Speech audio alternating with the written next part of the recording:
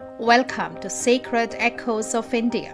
In this segment, we are going to talk about the unfolding crisis in India-Pakistan relations following the Pahalgam attack, focusing on the significant step of suspending the Indus Waters Treaty and what this could mean for the future of water relations with Pakistan. Here is an analysis of how India might proceed with its stated intention to stop the Indus Waters Treaty and the potential timeline involved. Following the Pahalgam attack, the Indian government has announced the suspension of the Indus Waters Treaty. This is a significant step as the Indus Waters Treaty, signed in 1960, has been a cornerstone of water sharing between India and Pakistan for over 6 decades, surviving multiple conflicts. The key measures India has announced that directly relate to the Indus Waters Treaty are suspension of the Indus Waters Treaty. This indicates an immediate halt to India's obligations under the treaty, pending Pakistan's cessation of support for cross-border terrorism.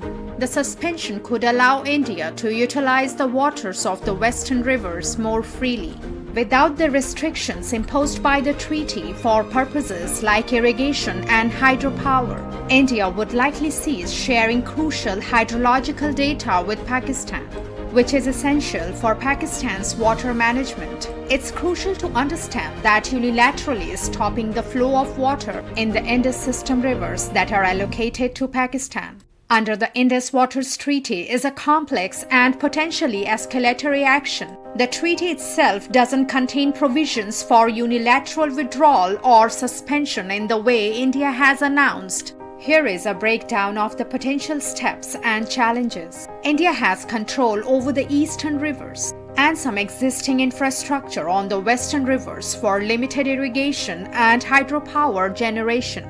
India could potentially maximize its utilization of these existing facilities to divert more water for its own use. To significantly impede the flow of water to Pakistan from the western rivers, India would need to build substantial storage facilities and diversion canals. This would be a long-term process, potentially taking many years for planning, environmental clearances, and construction. Current infrastructure limitations mean that an immediate large-scale stoppage of water is unlikely.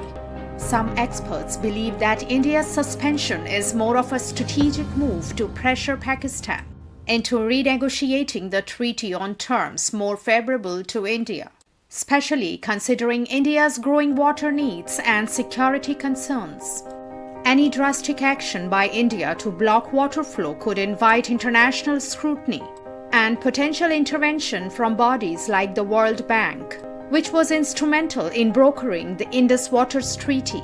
How long will it take to stop the water? Based on the current situation and the complexities involved, India can likely stop sharing hydrological data immediately following its announced suspension. India might be able to incrementally increase its utilization of water from the western rivers using existing infrastructure, but significant diversions would be limited.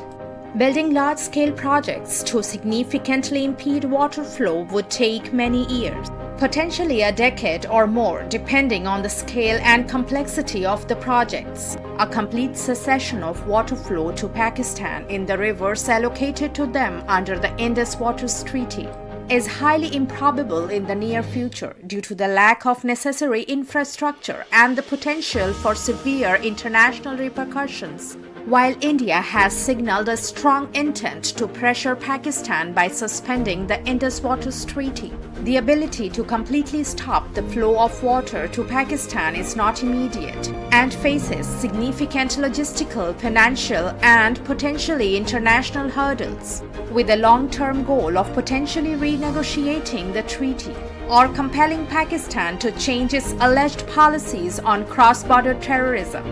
However, this action regarding the treaty is just one facet of a broader set of measures India is expected to undertake to hold Pakistan accountable for the persistent terror attacks originating from its territory. Thanks for joining us today. If you enjoyed this content, don't forget to like, subscribe, and hit the bell icon for more insightful videos. Until next time, stay curious and keep exploring.